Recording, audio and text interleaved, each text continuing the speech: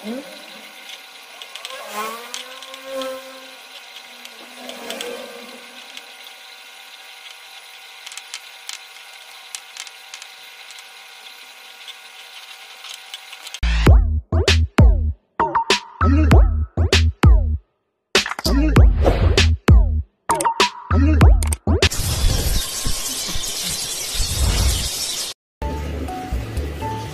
yun mga parts, good day sa inyo. Welcome back sa ating channel. So for today's video mga parts, yung last video ko, hinamit ko to sa NMAX B1 ko. So gumana naman siya.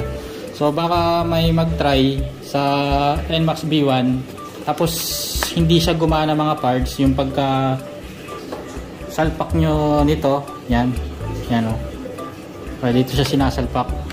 Tapos ito naman yung doon sa may malapit sa may battery. Bali 3 pin yan mga parts pang Yamaha lahat.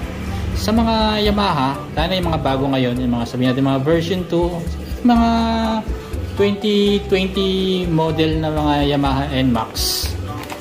Kentong terminal lang, goods na yan. Kahit isalpak mo, yan. Pero hindi ko naisama sa video ko pala mga parts yung unang gawa ko na pinagana ko tong OBD2 na car scanner nga mga parts na pang-check na mga fault code yan, pang-erase na rin, na kailangan natin ng modification dito. So mangyayari dyan mga parts, kung pang Yamaha na bilhin nyo, ganito mga color coding yan. Ang ginawa ko dyan, itong red wire yan, binalatan ko yan. Ang katapat nito ayun, ito bandan to, hindi makita kailangan turo. Teka lang. Kailangan ito, yung pin na yan. Ito kasi yung positive supply mga parts. Positive supply to. Gets nyo ba ito? Positive supply yan.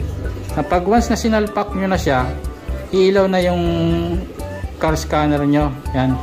Iilaw na yan. Tapos yung dalawang connection dyan, isa dyan, rekta sa ECU, yung isa naman direkta sa ground mga parts yun. Kali may color coding din yan ito sa ECU, ito sa ground. Yan, nakuha nyo mga parts na. Kasi magkaibang connection yung sa version 1 saka version 2. Sa version 1 talagang takip lang wala nang ibang connection sa version 2 yun Sa version 1 naman may takip pa. Tapos kung mapapansin nyo may dalawang wire pan tumakbo.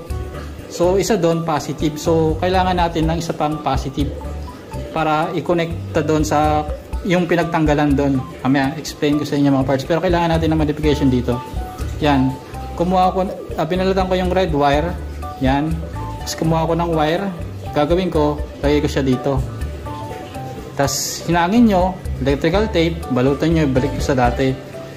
Tapos yung sa dulo nito mga parts, meron siyang female terminal. So may mga terminal na ako dito, dati pa to sa akin. Yan. Ang tsura niya, ito kasi male to male. Ito yung, saan ba yun? Ito yung female. Yan yan yung tsura niya. Kasi yun ito yung pagsasalpakan nyo ng positive sa pinagtanggalan dun sa may battery, so may yun. Mamaya papakita ko sa inyo mga parts. So gagawin muna natin modification. Pero ito meron na yan sa dulo yan. Tapos minaltan ko ng electrical tape yan. Tapos ayan, hinangin nyo, lagyan nyo yung electrical tape. So pero sa akin hindi ko na siguro hinangin. Ayusin ko na lang yung pagkaka-splice. So ayun mga parts.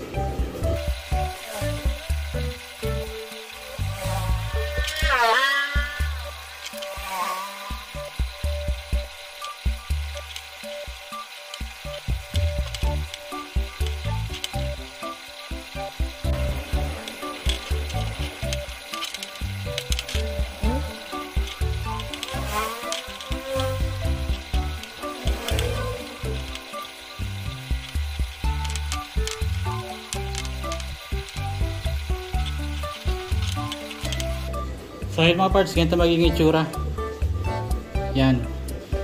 So ngayon, i-testingin ulit natin para mas lubos yung mas lubos kayong maliwanagan, no?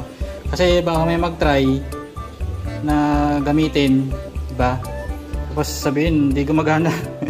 So ganyan yan, basta yung positive, basta Yamaha. Kasi ito sa Pina to mga parts, ano lang to eh, ang gumagana dito 3 pin lang din, hindi lahat yan gumagana. Bali ito yung positive nya, positive. Tapos meron dalawang connection dito, meron siyang dalawang connection dito, ito tapos to. So dito ito yung sa ECU, tapos ito yung sa body ground or yung ground dito. ECU is ground, kasi ito naman yung positive supply dito. Pag sinalpak to, yun, iilaw na yung car scanner, yung OBD2 yan. So yun, susubukan ko ulit mga parts, no? Try kong paliwanag sa inyo na mas maayos. Ayun mga parts, so masikip ngayon sa pwesto ko yan. So ito yun, yan, pansin nyo, ito yung pinaghiwalay kong dalawa, may and female socket na 3 pin yan. Yung additional na wire na kinabit ko, yung sa red wire nga, ang connection yun dito rin sa red, ito red wire na yan, kaduktong yan. Tapos nakita nyo yung red na yan, konektado yan dito sa red na to, nasa baba yan, yung red dito yan. So yung ginawa nating additional wire na nagtap ako sa wire nung dito nga mga parts yan, ito yung additional wire ko, ito yung red wire yan. Ito sasalpak natin to dito sa isang red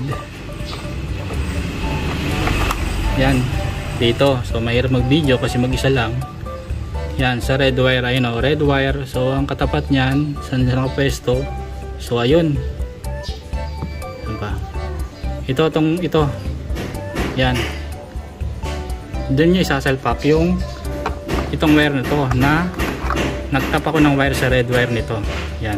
Tapos ito isasalpak nyo lang siya dito sa dito, hindi na kayo magkakabaliktad yan. So salpak muna, no, pero pag walang taga video.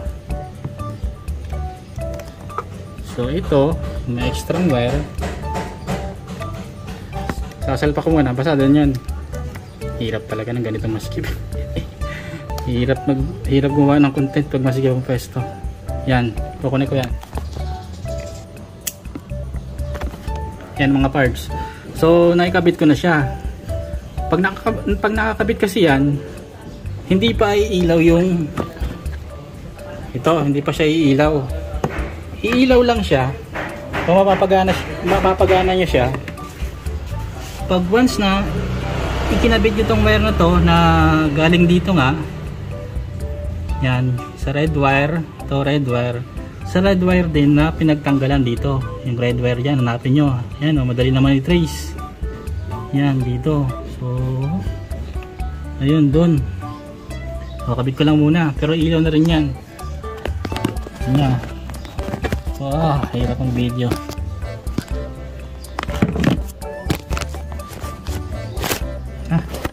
Yan. Yan, ganyan ko na lang.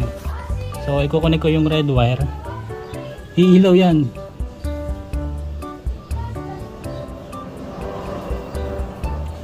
Pansin niyo mga parts, umilaw. So ayan, ngayon yan.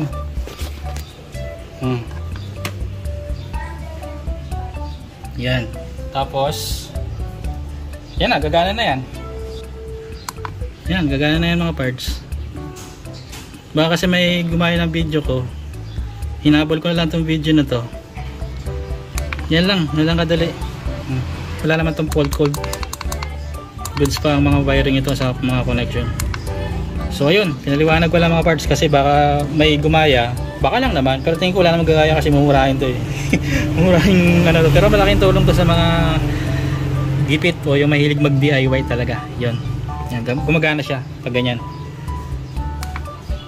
O yan mga parts ha, tayo sa connection ha. So yun mga parts, sinaboy ko lang tong video na to. So ganun lang. So goods na to for NMAX B1. So pwede pa rin naman to magamit sa kung sakaling NMAX B2 yun, kahit ito na lang isalpak nyo ito, kahit hindi na to. Yan. So ginawa ko lang, inayos ko na lang din to para sa NMAX B1. Ganitong connector yan. Sakaling may mabili kayo, ayun yun. So ayun na siguro for today mga parts. Salamat!